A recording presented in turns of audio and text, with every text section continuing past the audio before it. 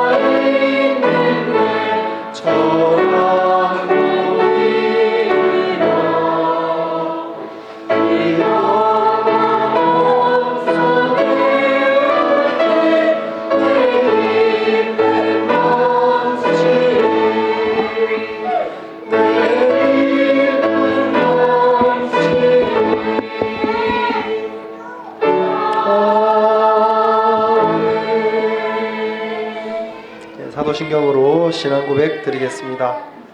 전능하사 천지를 만드신 하나님 아버지를 내가 믿사오며 그 외아들 우리 주 예수 그리스도를 믿사오니 이는 성령으로 잉태하사 동정녀 마리아에게 나시고 본디오 빌라도에게 고난을 받아사 십자가에 못 박혀 죽으시고 장사한 지 사흘 만에 죽은 자 가운데서 다시 살아나시고 하늘에 오르사 전능하신 하나님 우편에 앉아 계시다가 저리로서 산자와 죽은 자를 심판하러 오시리라.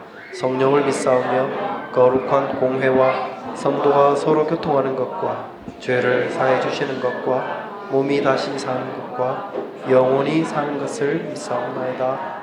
아멘. 교동문 42번입니다. 새 노래로 여호와께 찬송하라. 그는 기이한 일을 행하사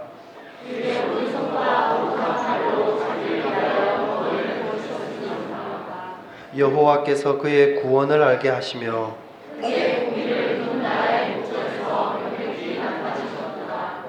그가 이스라엘의 집에 베푸신 인자와 성실을 기억하셨으므로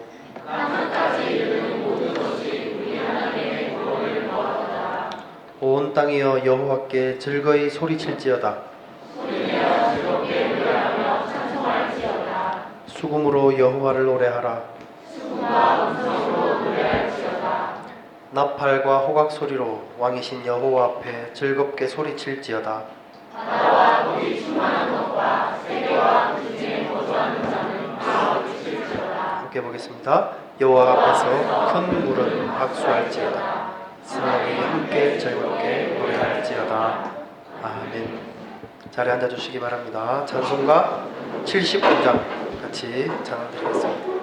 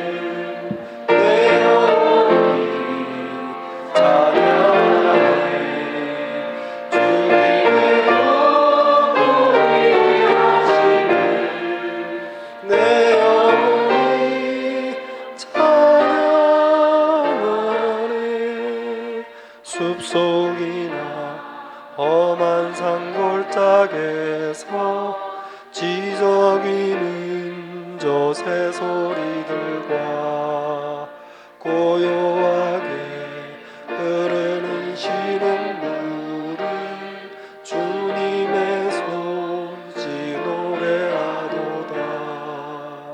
주님의 높고 위대하심을 내 영혼이 찬양하네. 주님의 높고 위대하심을 내 영혼이 찬양하네. 주 하나님 독생자 아낌없이 우리를 위해 보내주셨네. 십자가에 흘려 죽으신 내 모든 죄를 대속하셨네. 주님의 높고 위대하심을 내 영혼이 찬양하네.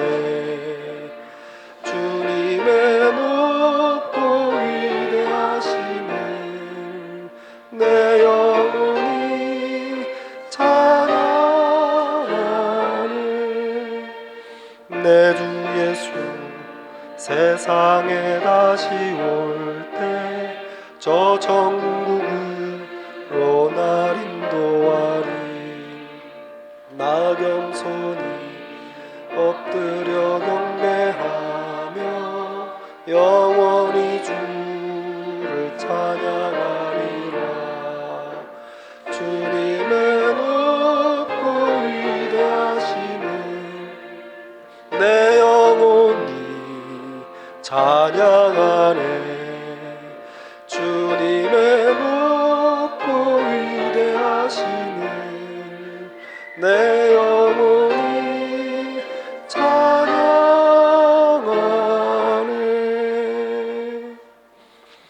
아멘. 다 같이 기도 드리실 때 윤관영 집사님 대표로 기도해 주시겠습니다.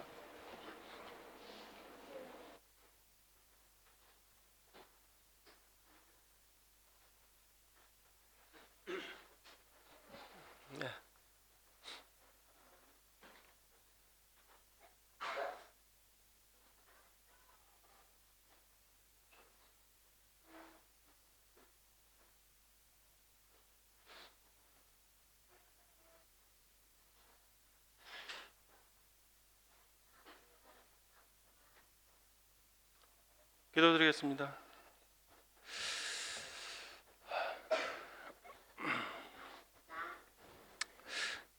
사랑이 많으신 하나님, 우리의 기도를 받아주시옵소서. 우리의 죄를 하나님께 내려놓고 회개하기를 바랍니다. 그로 인해서 하나님께 영광 받기를 기도합니다. 교회 모든 성도들이 하나님의 부르심을 받기를 원하옵나이다. 하나님의 사랑으로 독생자를 보내주심에 감사합니다. 예수 그리스도를 우리 주 하나님의 아들이심을 믿사옵나이다. 교회가 교회로서의 색깔을 잃지 않기를 기도합니다. 교회 안에서 예수 그리스도를 우리의 주임을 외치고 하나님의 영광이 나타나기를 기도합니다. 기독교인으로 살아간다는 것이 무엇인지에 대해서 고민하고 생각하고 기도하는 우리가 되길 바랍니다. 하나님의 자녀가 됨이 무엇인지에 대해서 생각을 멈추지 않고 성장하기를 기도합니다. 그것으로 인해 하나님의 영광과 축복이 교회 안에서 넘치기를 기도합니다. 이 영국 땅에서 우리의 자녀들이 교회 안에서 성장하길 기도합니다. 각 부서를 담당하시는 분들에게 함께 하여 주셔서 우리 아이들에게 복음이 전해지길 기도합니다. 또한 우리 아이들이 속해 있는 곳이 어디인지를 이해하기를 기도합니다. 방랑자로서의 삶을 우리 아이들이 사는 것이 아니라 힘들고 지쳐 있을 때 언제든 돌아올 수 있는 곳이 있다라고 생각하길 기도합니다. 이 버밍엄 지역 안에서 교회로서의 색깔로 어두운 곳에 빛이 비추기를 기도합니다. 하나님의 복음이 세상이 끝까지 전파되는 그날까지 하나님이 원하시는 교회의 모습으로 살기를 기도합니다. 교회의 머리에 예수 그리스도가 계심을 잃지 않고 교회의 지체로서 우리 각각의 본분을 해 나가길 기도합니다. 가지각색으로 이 세상에 살아가면서 어려운 것들이 있습니다. 그들의 영을 보살펴 주셔 어려움 안에서도 기쁨이 있기를 기도합니다. 세상 끝까지 하나님의 복음이 전파되고 악이 멸망하는 그때 예수 그리스도가 다시 오시는 그날까지 마지막으로 남는 교회가 될 수 있는 강인한 성도가 되기를 바라는 마음으로 예수 그리스도의 이름으로 기도드렸습니다. 아멘.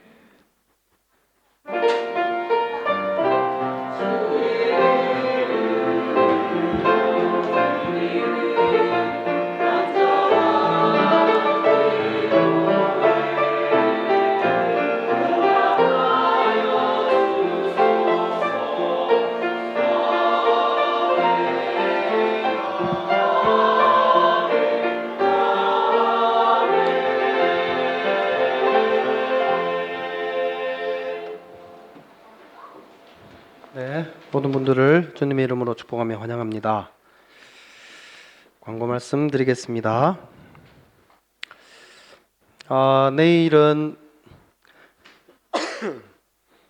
전교인 몰번힐 등반이 있습니다. 집결 시간은 오전 10시고요. 주차장 밑에 주보에 주차장 포스트 코드가 있습니다. 대충 1시간 이내로 걸립니다. 여러분 미리 그 주소를 찍어 보셔서 출발해서 늦지 않도록 해 주시기를 바랍니다. 1월 4일 저녁에 트러스티 모임 있겠습니다. 오늘 간식은 이민 목사 자유원 사모 가정에서 준비해 주셨습니다. 박수 쳐 주시기 바랍니다. 네, 감사합니다. 그리고 나중에 주일학교 마치고 담당하시는 분들께서는 제가 미리 나중에 디모데 회회가 끝나고 예배 후에 디모데 시간 끝나고 여러분께 한 가지 광고를 드릴 게 있습니다. 그래서 부서 담당하시는 분들도 같이 참석하시면 좋겠습니다. 오늘 방문하신 분이 계십니다. 소개해 드리겠습니다. 먼저 아주 오랜만에 오신 분들인데요. 우리 성혜랑 선생님 아마 오래 계신 분들은 아실 텐데 우리 오랜만에 방문하셨습니다. 박수로 환영해 주시기 바랍니다. 네. 그리고 우리 런던에서 우리 양집사님 가정, 또 우집사님 가정이 또 오늘 방문하셨습니다. 우리 일어나실 때 박수로 환영해 주시기 바랍니다. 네.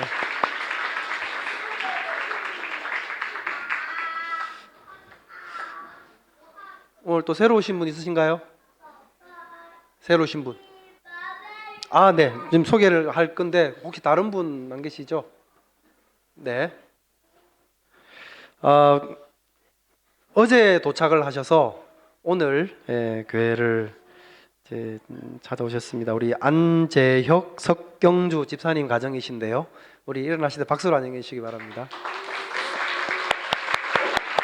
네.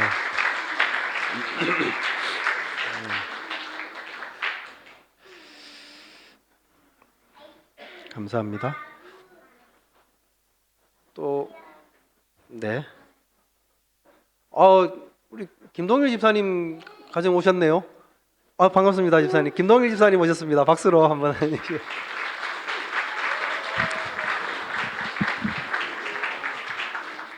네, 반갑습니다.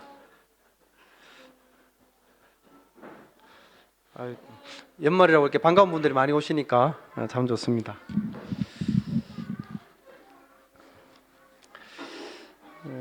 같이 말씀을 보겠습니다. 여호수아 24장입니다.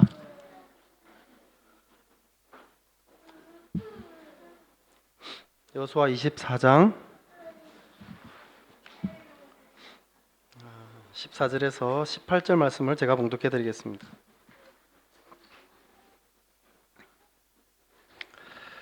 그러므로 이제는 여호와를 경외하며 온전함과 진실함으로 그를 섬기라. 너희의 조상들이 각 저쪽과 애굽에서 섬기던 신들을 치워버리고 여호와만 섬기라.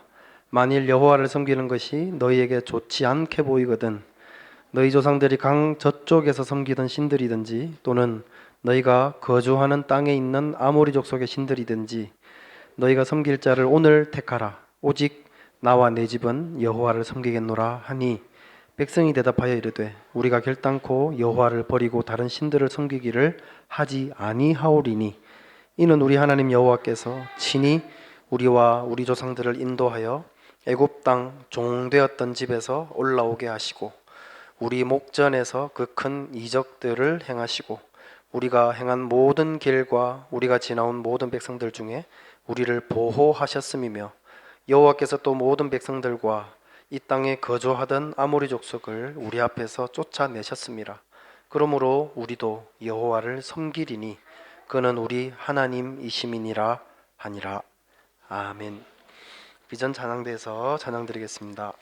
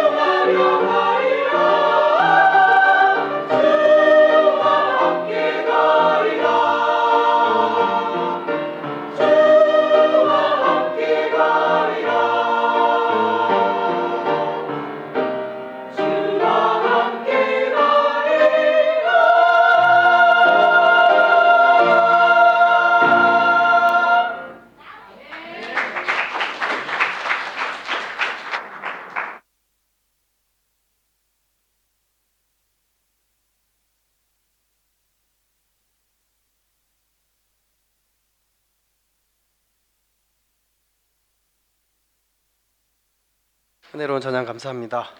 자, 이제 주일학교 학생들은 이동해 주시기 바랍니다.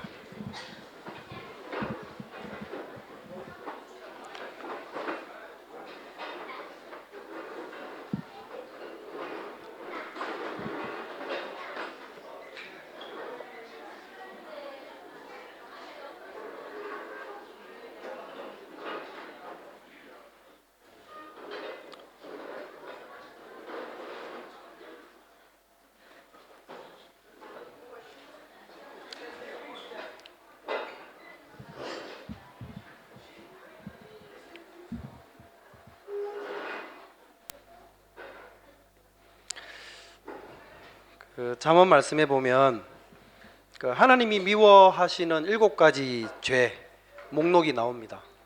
6장 16절에서 19절에 보면요, 여호와께서 미워하시는 것 곧 그의 마음에 싫어하시는 것이 67가지니 곧 교만한 눈과 거짓된 혀와 무죄한 자의 피를 흘리는 손과 악한 계교를 꾀하는 마음과 빨리 악으로 달려가는 발과 거짓을 말하는 망령된 증인과 및 형제 사이를 이간하는 자라고 이렇게 기록을 합니다. 고린도전서 말씀에도 보면 바울 사도가 하나님의 나라를 유업으로 받지 못할 죄에 대해서 기록을 해줍니다. 6장에 나오는데요, 예수님도 많은 죄악들 가운데 특별히 용서받지 못하는 죄에 대해서 예수님이 말씀하신 적이 있습니다. 여러분 잘 아시듯이 그게 이 성령을 회방하는 죄라는 것을 여러분 잘 아실 겁니다.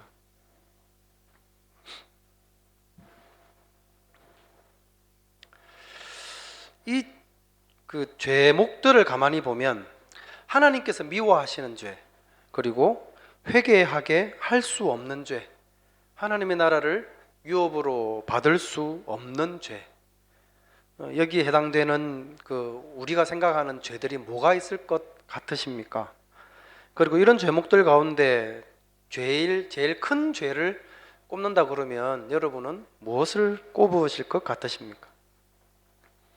6세기 말에 그레고리 1세라고 하는 교황이 있습니다. 그레고리 1세는 영국과도 아주 중요한 관련이 있는 교황입니다. 최초의 영국으로의 선교사 아우구스티누스를 파송한 교황이 그레고리 1세거든요.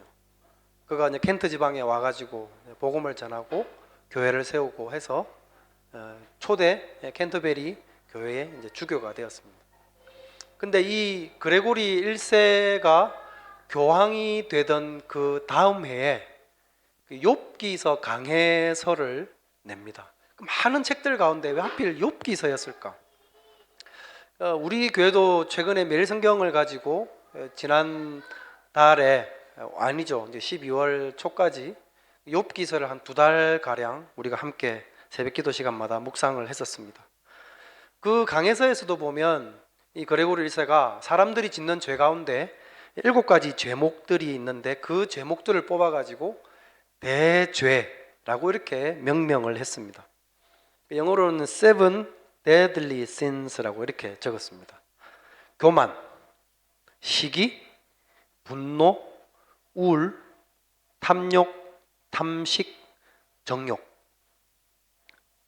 근데 그 이후에 교회 지도자들은 이 그레고리 1세가 나열했던 이 7대 거악들 중에서 이 교만을 가장 어뜸이 되는 죄라고 그렇게 봤습니다. 이유는 교만한 마음을 사람이 갖게 되면 다른 사람들이 잘 되는 것을 원치 않죠. 그래서 시기가 생기게 되고 감정 조절이 어려워지게 되고 하면서 분노가 일어나게 되고 그 결과로 의기소침해지면서 우울감이 들기도 하고 또 그것에 대한 보상 심리로서 뭔가를 탐하는 마음이 생기게 되고 맛있는 음식으로 배를 채우려 하면서 또 그런 사람은 정욕에도 빠지기 쉽다라는 이유로 그 모든 죄악들의 근원을 교만으로 봤었습니다. 이 교만이라고 하는 죄는 우리 안에 아주 깊이 뿌리 박고 있습니다. 그동안 우리가 로마서 11장까지의 말씀을 나누면서 봤던 것은 이 죄된 사람들인 우리에게 하나님의 은혜로 부어졌던 것에 관한 것이었습니다. 그러니까 그 은혜를 입은 사람들은 하나님이 요구하시는 삶에 대해서 하나님께서 무엇을 원하는지를 아는 거죠. 그러니까 은혜를 입은 자들은 하나님께서 저들이 죄로부터 떠나서 살아야 한다는 것을 알고 있습니다. 그래서 우리가 하나님의 은혜를 입고 살아가는 원래 죄인이었던 사람이라는 것을 우리가 자각하고 살아간다면 우리는 아주 기쁜 마음으로 하나님이 원하시는 삶을 살아가려 할 것입니다. 물론 반대의 경우에 해당되는 사람들도 있습니다. 이 그리스도인이 되었다고 자처하면서도 이 죄를 떠나는 것에 대해서는 그렇게 관심을 많이 두지 않고 살아가는 사람들도 분명히 있을 것입니다. 우리가 우리에게 남아있는 이런 죄악들을 언제 해결하고 또 어떻게 그곳에서부터 떠나도록 할 것인가 하는 것에 대한 것은 우리가 스스로에게 던져야 되는 아주 중요한 질문이라고 생각합니다. 오늘은 올해의 마지막 주일이면서 또 마지막 날입니다. 이 한 해의 마지막 날을 우리가 보내면서 우리는 무엇을 함께 떠나보내야 될까를 생각을 해봤습니다. 그러면서 오늘 본문에 있는 여호수아의 백성들을 향한 권면의 말씀이 생각이 났습니다. 여호수아가 자신의 삶을 마무리하는 시점에서 백성들을 떠나기 전에 마지막 유언과도 같은 메시지를 전한 게 오늘 본문의 말씀입니다. 물론 떠나보냄의 의미는 다르죠. 여호수아는 자기의 죽음을 앞둔 상황에서 자기가 백성들을 떠나야 되는 상황이었고, 그것에 비하면 지금 우리가 맞닥뜨린 것은 아주 가볍다고 할 수 있겠습니다. 우리는 한 해를 떠나보내면서 그냥 새해를 맞을 준비를 하고 있습니다. 어쩌면 매년 다가오는 시간이기 때문에 예사롭게 이 시간들을 보낼 수도 있겠지만, 여호수아를 본다면 여호수아에게는 다시는 반복될 수 없는 아주 중요한 시간이었습니다. 이렇게 남겨진 백성들에게 여호수아는 자기가 떠나기 전에 백성들에게 남겨주고 싶은 메시지를 전하려 하고 있으니, 그 메시지라고 하는 것은 분명히 백성들에게 전하고 싶은 많은 메시지 가운데서도 가장 중요한 것이라 여기는 메시지일 것임이 분명합니다. 그렇다면 여호수아가 백성들에게 남기고자 했던 그 메시지는 무엇이었을까요? 오늘을 마지막으로 우리가 2023년을 보내면서 여호수아가 백성들에게 남기고자 했던 그 메시지를 우리 교회도 함께 들어봤으면 좋겠습니다. 여호수아는 모세의 후계자였습니다. 이스라엘 역사에서 가장 위대한 인물이라 꼽는다 그러면 아마도 사람들은 모세를 꼽기를 주저하지 않을 것입니다. 백성들에게 이 출애굽을 이룬 장본인이었습니다. 모세가 이루었던 업적은 정치적으로, 군사적으로, 신앙적으로 그야말로 타의 추종을 불허합니다. 그렇지만 여호수아가 없었다고 한다면 그가 이루었던 많은 업적들도 어쩌면 빛을 보지는 못했을지 모릅니다. 왜냐하면 모세는 출애굽을 이루었지만 정말 하나님이 약속하셨던 가나안 땅으로 백성들을 인도해서 데리고 들어간 사람은 여호수아였거든요. 모세는 가나안을 목전에 두고 죽음을 당했는데요. 죽기 전에 자기의 후계자로 여호수아를 세웁니다. 그리고 가나안 정복에 대한 사명을 맡기죠. 그리고 여호수아는 모세를 이어서 그 일을 훌륭하게 이루어 내었습니다. 모세만큼 놀라운 일도 많이 행했습니다. 모세가 홍해를 갈랐던 것처럼 그는 요단강을 멈추게 했었습니다. 여리고성, 아이성 전투에서 놀라운 승리를 일으키기도 했고, 가나안 땅을 들어가서 백성들에게 그 땅을 분배해 주는 일까지 성공적으로 마치게 되었습니다. 자, 그렇게 시간은 흘러서 여호수아도 나이가 들고 백성들을 떠나야 되는 그런 때가 되었습니다. 과거 자기의 지도자였던 모세가 그랬던 것처럼 여호수아도 백성들을 두고 자기가 유언과도 같은 그런 권면을 이제 하려 하는 것이죠. 오늘 읽었던 본문은 24장인데요. 사실 여호수아의 유언은 23장부터 시작이 됩니다. 여호수아서 23장에 보면 여호수아가 뭐 짧게 이야기를 하면 세 가지 정도의 명령을 했습니다. 하나님의 말씀을 여러분은 반드시 지켜라. 그리고 우상을 섬기지 마라. 그리고 또 하나는 하나님을 늘 가까이 하면서 그분을 여러분은 사랑하라는 것이었습니다. 이 명령들을 한 이후에 이 백성들과 지도자들을 이 세겜이라고 하는 곳으로 여호수아가 불러 모읍니다. 24장 1절에 보면요, 여호수아가 이스라엘 모든 지파를 세겜에 모으고 이스라엘 장로들과 그들의 수령들과 재판장들과 관리들을 부르매 그들이 하나님 앞에 나와 선지라. 23장부터 백성들에게 주고자 하는 여호수아의 메시지는 시작이 되었습니다. 그런데 그냥 메시지를 쭉 전했으면 계속 거기서 전하면 되지, 왜 갑자기 중단하고 이 백성들을 다시 세겜으로 데리고 가가지고 거기에 모이게 한 것일까요? 왜일까요? 그리고 왜 하필 세겜이었을까요? 이 세겜이라고 하는 성읍은 이스라엘 백성들의 그들의 그 조상들에게 아주 유익한 어떤 의미가 있는 그런 성읍이었습니다.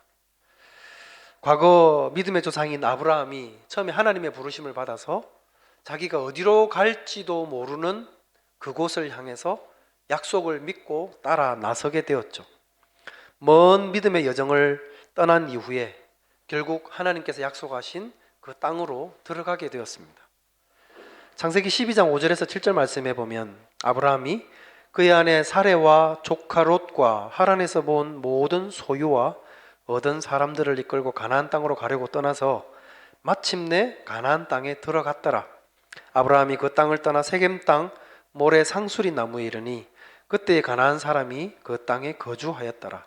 여호와께서 아브라함에게 나타나 이르시되 내가 이 땅을 너의 자손에게 주리라 하신지라.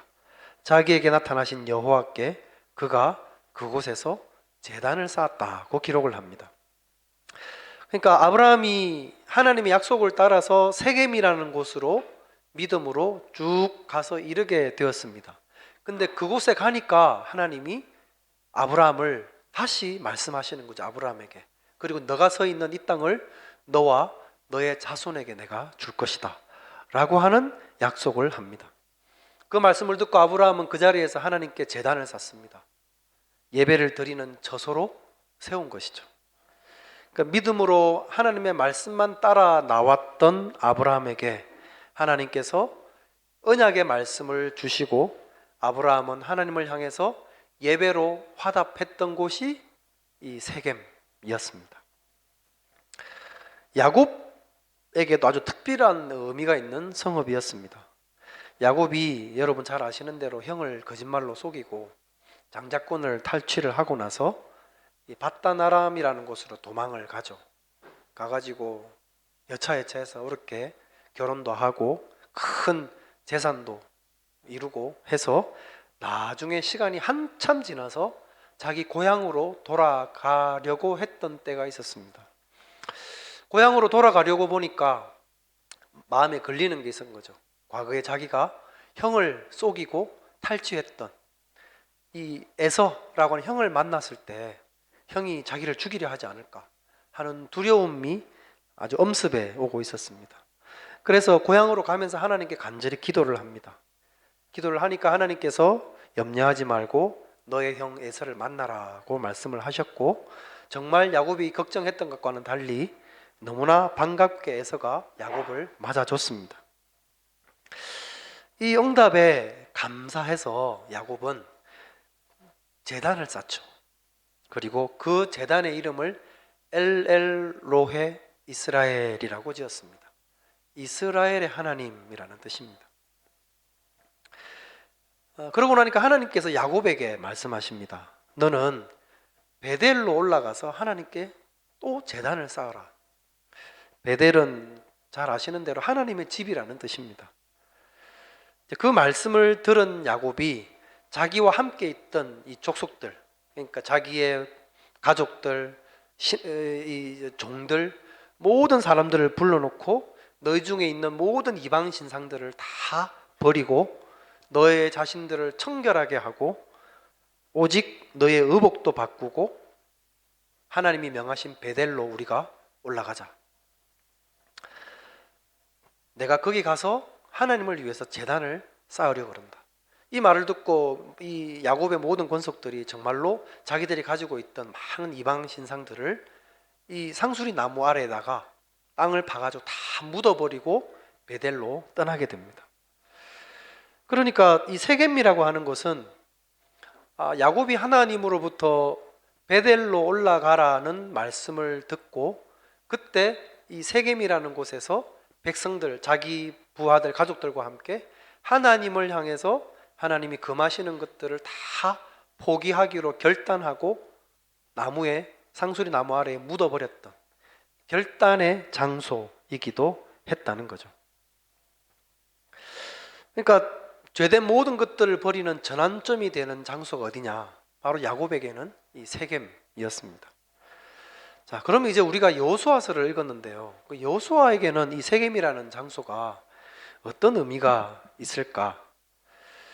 오늘 24장을 읽었는데 여호수아 8장 말씀에 보면 여호수아가 백성들을 이끌고 가나안을 이제 정복해 가는 과정 중에 이 아이성 전투에 대한 내용이 나옵니다. 약간의 이제 배경 설명이 필요한데요. 이 아이성에서의 전투를 하기 전에 여리고성 전투가 있었죠. 하나님은 여리고성 전투를 정말로 이 기적과 같은 그런 역사로 그야말로 이 천홍성 같은 여리고성을 부수고 승리하게 해주십니다. 그 다음에 만난 성이 아이성이죠. 이 아이성에서 전쟁을 하는데 이상하게도 그 전쟁에서는 훨씬 규모도 작았는데 패배를 하게 됩니다. 이 패배는 이 아간이라고 하는 사람이 하나님께 범죄한 것 때문에 하나님이 주신 징벌로 인한 것이었는데요. 그 이후에 그것을 깨닫고 여호수아가 그 죄의 문제를 해결하고 나서 아이성과의 두 번째 전투에서 승리를 하게 되어집니다. 그리고 이제 이 일이 있은 이후에 여호수아가 뭘 했느냐? 이 승리의 기세를 몰아가지고 다음 성읍으로 이제 진군을 할 만한 상황인데 갑자기 이 에발산으로 이동을 합니다. 그림을 한번 보시면은요, 글자가 멀리서 잘 안 보실 것 같은데 밑에 글자가 많은데 보면 아래에 감사합니다. 여리고성이 있고 아이가 있죠. 그리고 그 다음에 보면 기브온 성읍으로 이제 아래로 쭉 내려가면서 이제 이 가나안 땅을 점령해 가는 과정이거든요. 근데 아이성 전투를 하고 나서 어디로 가느냐 하면 저 위에 있는 에발산으로 갔다는 거예요. 왜 갑자기 에발산으로 갔을까요? 여호수아가 전략상으로도 아무런 이유도 없고 이 진군하는 방향으로 보더라도 저리로 갈 이유가 없는 장소입니다. 근데 아이성 전투를 마치고 극적인 승리를 하고 나서 백성들을 데리고 에발산으로 갑니다. 이유가 8장 30절 이후에 나오는데요. 한번 읽어드리면 그때 여호수아가 이스라엘 하나님 여호와를 위해서 에발산에 한 제단을 쌓았으니 이는 여호와의 종 모세가 이스라엘 자손에게 명령한 것과 모세 율법책에 기록된 대로 쇠 연장으로 다듬지 아니한 새 돌로 만든 제단이라. 무리가 여호와께 번제물과 화목제물을 그 위에 드렸으며 여호수아가 거기서 모세가 기록한 율법을 이스라엘 자손의 목전에서 그 돌에 기록하며 온 이스라엘과 장로들과 관리들과 재판장들과 본토인들뿐만 아니라 이방인까지 여호와의 언약궤를 갠 레위 사람 제사장들 앞에서 궤의 좌우에 서되 절반은 거리심산 앞에 절반은 에발산 앞에 섰으니 이는 전에 여호와의 종 모세가 이스라엘 백성에게 축복하라고 명령한 대로 함이라고 기록을 합니다.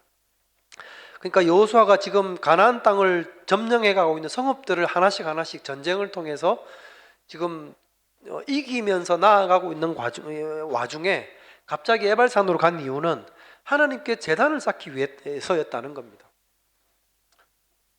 제단을 쌓으려면 그냥 아이성에서 쌓았어도 되잖아요. 근데 왜 저 위에 있는 에발산으로 갔느냐라는 거죠. 거기서 여호수아는 이 백성들을 반으로 나누어 가지고 조금 전에 그림에서 보셨던 위에는 에발산, 아래에는 그리심산이 있습니다.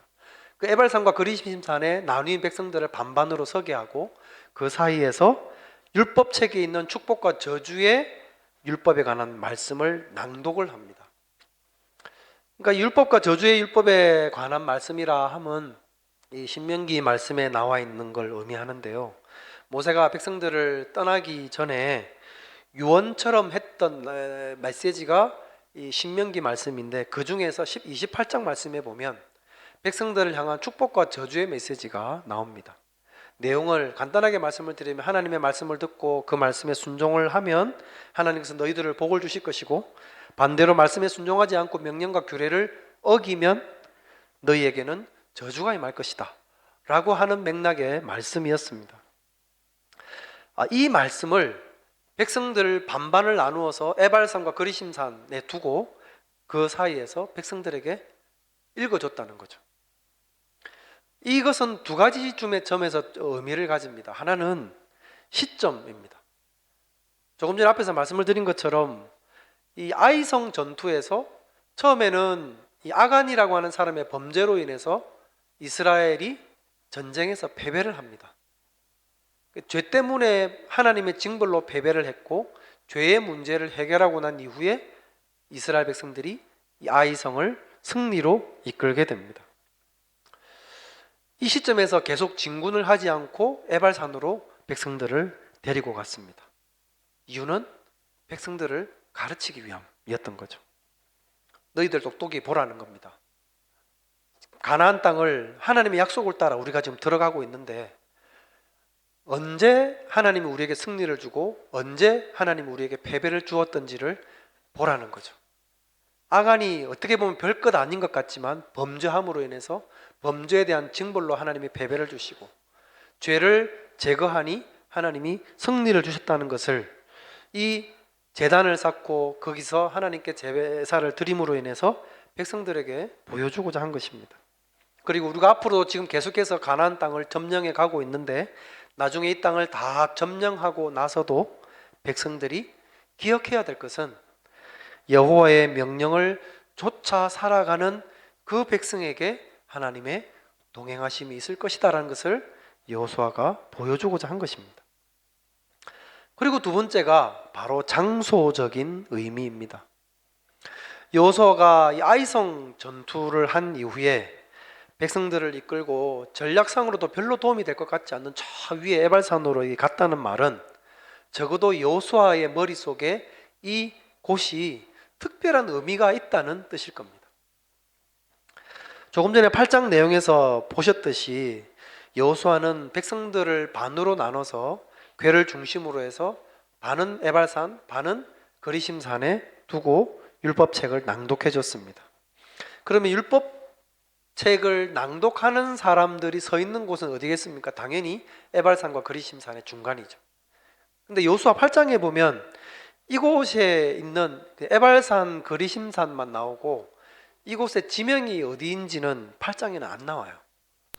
근데 여러분이 한번 찾아보시면 그리심산과 에발산 그 사이의 지역이 바로 세겜 성읍입니다. 그러니까 여호수아는 이 세겜 성읍이 자기가 백성들을 데리고 가서 특별한 하나님 앞에서의 언약을 해야 되는 이유가 있는 곳이라는 것을 알고 있었던 것이죠. 그러니까 전쟁을 위한 전략상으로는 별로 도움이 안 되는 이곳을 백성들을 이끌고 그곳에 올라갔던 것입니다. 자, 이제 그 내용을 이제 본 이후에 오늘 본문의 말씀을 보겠습니다. 이제 여호수아가 아까는 8장이었고요. 24장은 마지막 장이잖아요. 여호수아가 나이가 들어서 백성들을 떠나야 되는 시간이 되었습니다. 과거 모세가 그랬던 것처럼 여호수아도 백성들을 불러놓고 마지막 자기의 유언과도 같은 메시지를 전하려 하고 있습니다. 이 메시지를 전하기 위해서 백성들을 불러 모은 곳이 아까 어디라 그랬습니까? 역시 세겜이라 그랬습니다. 과거에 가나안 땅을 정복해가는 정복 초기에 하나님의 언약을 선포했던 곳이 세겜이었는데, 이제 여호수아는 백성들을 떠나기 전에 처음 메시지를 전하던 곳에서 다시 굳이 세겜으로 장소를 옮겨서 백성들을 거기서 불러 모아서 마지막 자기의 메시지를 선포하는 것입니다. 그 내용이 22절에서 25절입니다. 여호수아가 백성에게 이르되 너희가 여호와를 택하고 그를 섬기라 하였으니 스스로 증인이 되었느니라 하니 그들이 이르되 우리가 증인이 되었나이다 하더라. 여호수아가 이르되 그러면 이제 너희 중에 있는 이방 신들을 치워버리고 너희 마음을 이스라엘 하나님 여호와께로 향하라 하니 백성이 여호수아에게 말하되 우리 하나님 여호와를 우리가 섬기고 그의 목소리를 우리가 청종하리이다 하는지라. 그 날에 여호수아가 세겜에서 백성과 더불어 언약을 맺고 그들을 위하여 율례와 법도를 제정하였더라. 여호수아의 명령에 백성들은 우리가 하나님만 섬기고 그분의 말씀에 청종하겠습니다 라고 화답을 했습니다. 이처럼 이 세겜이라고 하는 성읍은 이스라엘 백성들에게 있어서 특별한 의미가 있는 그런 성읍이었습니다. 첫 번째는 축복의 장소였죠. 믿음으로 하나님의 말씀을 따라 떠났던 아브라함에게 하나님이 언약을 주시고 이 땅을 너와 너의 자손에게 주마 약속하셨던 곳이 세겜이었습니다. 또한 세겜은 언약의 장소이기도 했습니다. 여호수아가 하나님의 백성들을 모아서 하나님의 언약을 선포하고 장차 그들이 어떻게 살아야 하는지를 백성들 앞에 가르쳤던 곳이 세겜이기도 했습니다. 그리고 세겜은 결단의 장소이기도 했습니다. 하나님께서 야곱과 그 모든 집안 사람들에게 너희는 베델로 가서 하나님을 위해서 제단을 쌓고 예배를 드리라 하셨을 때 그 말씀에 순종해서 세겜에서 상수리 나무 안에 그들이 갖고 있는 모든 것들, 하나님이 금하시고 하나님이 싫어하는 모든 것들을 다 내어서 상수리 나무 아래에 묻어버리고 베델로 향했습니다. 그 출발점이 세겜이었습니다. 이렇게 과거를 깨끗하게 청산을 하고 나서 이스라엘 백성들이 베델로 갔죠. 베델로 갔을 때 하나님이 야곱에게 특별한 이름을 하나 주십니다. 너의 이름이 야곱이지만 이제는 너의 이름을 야곱이라 부르지 않겠고 이스라엘이 너의 이름이 되게 할 것이다. 그러니까 하나님이 형의 발 뒤꿈치를 잡고 태어난 아이가 야곱이잖아요. 그래서 이름이 야곱이라고 이름을 붙였는데 이제는 하나님과 더불어 하나님과 싸워 이긴 자라고 하는 놀라운 이스라엘이라고 하는 이름을 하나님이 야곱에게 주셨습니다. 과거를 땅에 묻어버리고 미래를 새롭게 시작하는 전환점이 된 곳이 바로 세겜이었습니다. 그리고 마지막으로 이 세겜이라고 하는 성읍은 믿음의 조상들에게 주는 아주 공통적인 내용이 있습니다. 쭉 제가 말씀드릴 때 무슨 내용이 공통적으로 들어있었습니까? 세겜은 모든 믿음의 조상들에게 제단을 쌓았던 장소였다는 거죠. 아브라함이 그랬고 야곱이 그랬고 여호수아도 그랬습니다. 언약의 말씀을 듣고 아브라함이 제단을 쌓았고 야곱이 응답하신 하나님께 감사하면서 제단을 쌓았고 하나님의 언약을 선포하면서 여호수아가 제단을 쌓은 곳이 세겜이었습니다. 여기서의 제단은 하나님을 향해서 피조물들이 마땅히 돌려드려야 될 예배와 경배를 의미합니다. 그런 의미에서 저는 오늘 설교의 제목을 세겜으로 가라는 제목을 붙여봤습니다. 세겜, 믿음으로 결단하는 자리, 언약을 듣고 결단하는 자리. 서론에서 제가 성경에서 기록되어 있는 또 그레고리 1세가 또 언급을 했던 많은 죄목에 대한 이야기를 했습니다. 하나님이 기뻐하시지 않는 죄, 하나님의 나라를 유업으로 얻지 못할 죄, 결코 사함을 얻지 못할 죄들, 그리고 다른 죄들의 근원이 되는 것으로 여겨지는 죄들. 우리들에게는 이 변화를 위한 계기가 필요합니다. 뭔가를 계기로 삼지 않으면 그만큼 우리 스스로의 변화는 어렵다고 생각합니다. 2024년 우리 교회의 표를 저는 영적 예배를 사모하는 교회로 정했습니다. 이제 곧 우리가 나누게 될 로마서 12장 1절 2절 말씀을 기초로 해서 하나님께서 기뻐하시는 산 제사로 우리가 하나님께로 나아가고 하나님 앞에 온전한 영적 예배를 드리는 그런 공동체가 될 수 있기를 소망하는 마음으로 내년 한 해 말씀을 나누려고 그럽니다. 오늘 본문 말씀에 있어서의 세겜이 바로 그러한 처소입니다. 우리 모두가 나아가야 될 예배의 자리이자 결단의 자리가 바로 세겜입니다. 2024년은 우리 교회가 다 같이 세겜으로 나아가는 그런 한 해가 되었으면 좋겠습니다. 그래서 하나님이 기뻐하시지 않는 것들을 버리기로 결단하고 모든 죄된 것들을 상수리 나무 아래에 묻어버린 이후에 하나님이 그들에게 베델이라고 하는 새로운 처소를 목적지를 주셨듯이 우리는 그곳으로 나아가야 되는 것이죠.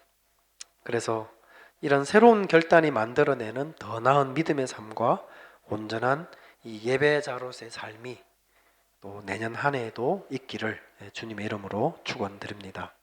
기도하겠습니다. 걸어가신 하나님 아버지 은혜를 감사합니다. 여호수아가 백성들을 떠나기 전에 권면했던 말씀들, 특별히 그들을 세겜에 불러다가 하나님의 말씀을 선포하였습니다. 하나님의 믿음의 조상들이 하나님을 향해서 결단하고 언약을 받고 또 하나님을 위한 제단을 쌓았던 처소였던 세겜이 우리가 장차 믿음으로 나아가야 될 우리의 예배의 처소가 되게 하여 주시옵소서. 내년 한 해 정말 하나님 앞에 온전한 영적 예배를 드리는 공동체로 세워져 가기를 원합니다. 우리가 함께 이 세겜으로 나아가기를 원합니다. 믿음으로 살게 하시고 하나님 앞에 온전한 예배자로서는 우리들이 될 수 있도록 은혜 베풀어 주시옵소서. 예수님의 이름으로 기도드립니다.